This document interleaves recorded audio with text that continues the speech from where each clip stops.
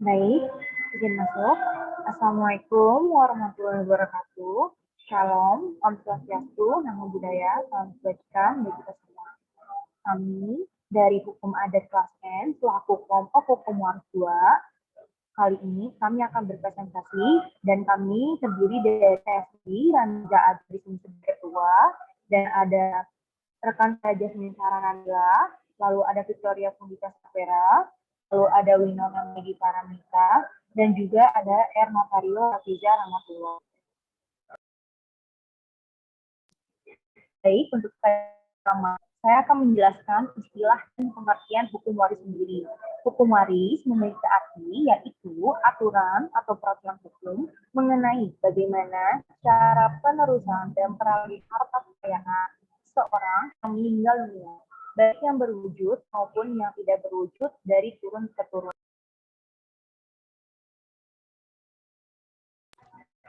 Lalu, selanjutnya, asas-asas hukum kewarisan Islam. Menurut sebagian para ahli sejarah, bahwa adat Minangkabau sudah ada jauh sebelum Islam masuk ke ranah Minang, sekitar 5.000 tahun silam.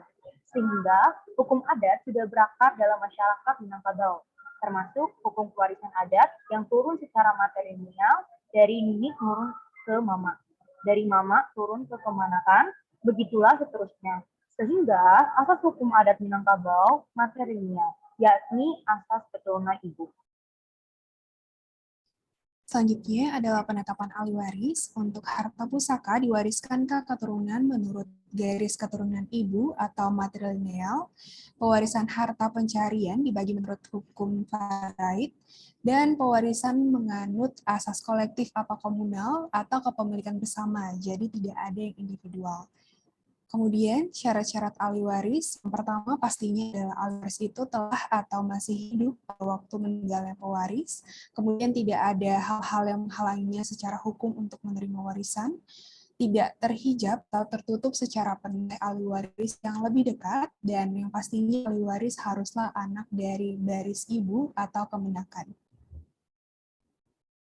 Selanjutnya, harta dan pewarisnya dalam hukum waris adat Minangkabau dibagi menjadi dua jenis, yaitu harta pusaka tinggi, merupakan harta yang diwariskan menurut garis keturunan ibu. Harta pusaka ini tidak diperkenankan untuk dijual atau digadaikan. Ada yang mengatakan pusaka tinggi dapat berupa hutan, bukit, danau. Ada pula yang mengatakan tembilang besi, yaitu harta turun-temurun. Harta pusaka randa, harta yang didapat dari hasil kerja sendiri, termasuk hasil kerja suami istri.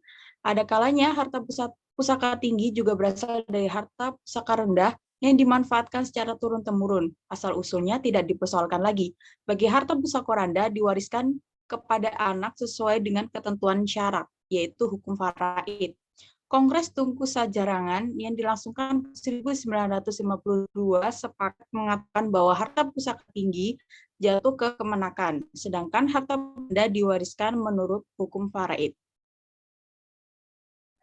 Sistem dan asas kewarisan harta di Minangkabau. Sistem kewarisan yaitu sistem kewarisan secara kelembagaan. Kelembagaan yang dimaksud adalah keluarga sebagai suatu kesatuan kekerabatan genealogis. Warisan ini biasanya berupa benda atau tanah sebagai lahan pertanian.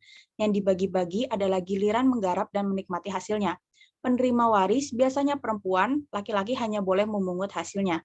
Karena itu, ia disebut harta pusaka sebagaimana yang terdapat di Minangkabau. Amir Syarifuddin menjelaskan ada 3 asas pokok dalam hukum kewarisan adat Minangkabau, yaitu asas unilateral, yaitu asas kewarisan hanya laku dalam satu garis kekerabatan, yaitu kekerabatan melalui jalur ibu. Yang kedua, asas kolektif, yaitu bahwa yang berhak atas harta pusaka bukanlah orang perorangan, tetapi suatu kelompok secara bersama-sama. Berdasarkan hal ini, maka harta pusaka tidak dibagi-bagi, melainkan diwariskan secara kolektif. Yang terakhir, asas keutamaan, yaitu bahwa dalam penerimaan harta pusaka atau penerimaan dalam peranan untuk mengurus harta pusaka terdapat tingkatan-tingkatan hak yang menyebabkan satu pihak lebih berhak dibandingkan dengan pihak yang lain. Dan selama yang berhak masih ada, maka yang lain belum dapat menerima. Dan selanjutnya, hibah dalam adat Minangkabau. Hibah dalam adat Minangkabau terdapat 3 macam. Yang pertama, hibah laleh. Hibah laleh adalah pemberian dari seseorang kepada orang lain untuk selama-lamanya. Sifatnya adalah tetap dan dimiliki oleh selama-lamanya oleh orang yang menerima hibah tersebut dan tidak dapat diganggu-gugat oleh pihak manapun. Yang kedua, hibah pakai. Hibah pakai adalah pemberian dari seseorang bapak kepada anak, tetapi dengan persetujuan kemenakan. Harta yang dihibahkan ini hanya seumur anak tersebut. Ketika sang anak meninggal, maka harta tersebut kembali menjadi milik kemenakan tanpa ada syarat. Yang ketiga, hibah pamreh. Hibah pamreh adalah pemberian dari seorang mama kepada anaknya atau orang dengan syarat menerima hibah memberikan pamreh atau tebusan kepada pihak mama, dan suatu saat kemenakan boleh mengambil kembali hak tersebut dengan mengembalikan tebusan tersebut. Next. Yang selanjutnya, konsep harta warisan dalam adat Minangkabau dan kompilasi hukum Islam. Dapat beberapa persamaan dan perbedaan mengenai konsep harta warisan yang ada dalam adat Minangkabau dan kompilasi hukum Islam. Yang pertama, dari segi sumber harta warisan.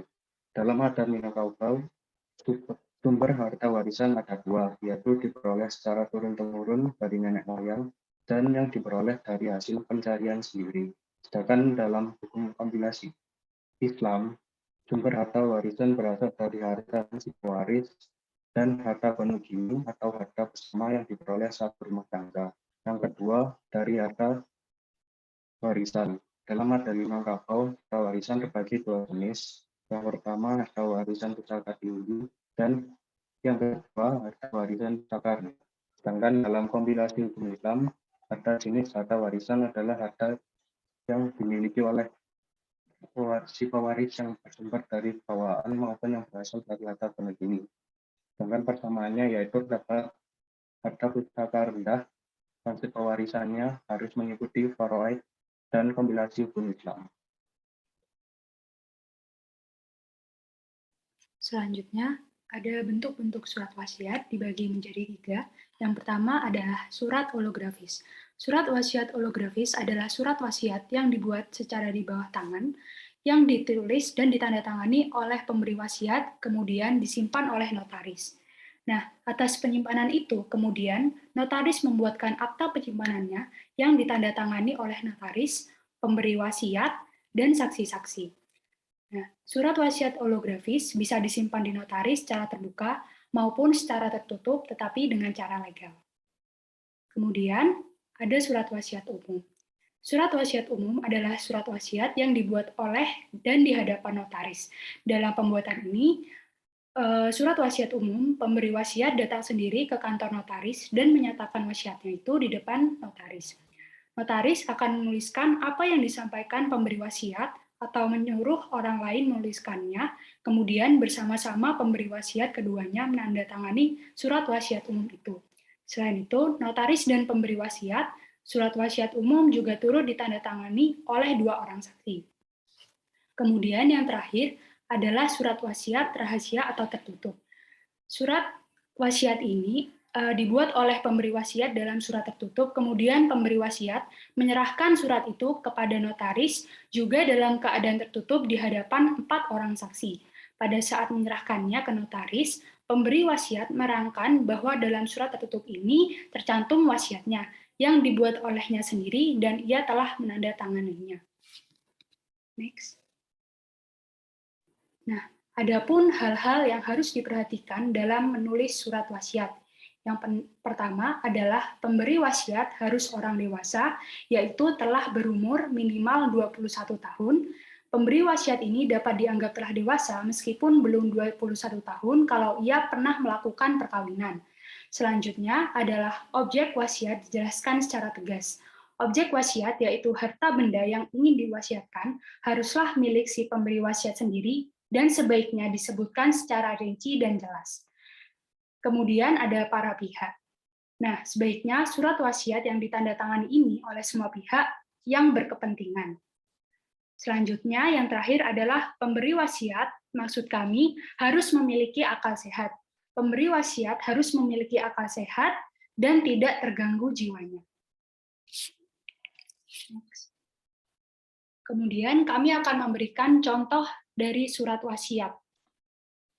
Nah, ini adalah surat wasiat dengan notaris. Yang pertama, berisi hari, tanggal, bulan, tahun, kapan surat wasiat itu dibuat, serta terdapat nama pembuat atau identitas surat pembuat wasiat. Kemudian, ada wasiat yang disampaikan atau isi dari surat itu sendiri, kemudian ada penutup, serta terdapat tanda tangan notaris, pembuat surat wasiat, kemudian disertai materai, dan saksi-saksi yang sudah ditunjuk. Oke, sekian presentasi dari kelompok Hukum Waris 2 kelas N. Kurang lebihnya, apabila terdapat tutur kata yang kurang berkenan, kami mohon maaf. Wassalamualaikum warahmatullahi wabarakatuh.